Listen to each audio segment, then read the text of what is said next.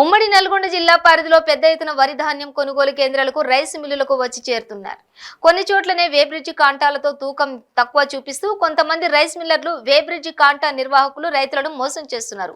ఇటీవలే నేరేడు చెర్ల సమీపంలో ఒక్క ట్రాక్టర్ లోడ్లో ఏకంగా 10 క్వింటాలు తక్కువగా చూపిస్తున్న మోసం బయటపడింది.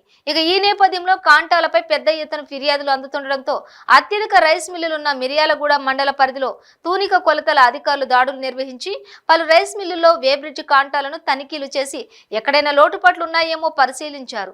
ధాన్యం కొనుగోళ్ల సందర్భంగా రైతులను మోసం చేసే విధంగా వ్యవహరిస్తే చర్యలు తప్పవని హెచ్చరించారు.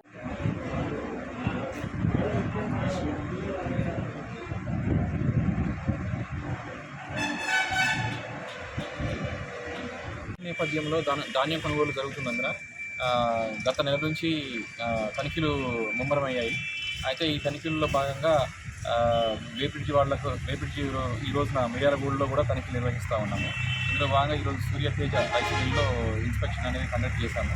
దీనికి సంబంధించి ఎటువంటి ఉల్లంఘనలు బయటపడలేదు. కానీ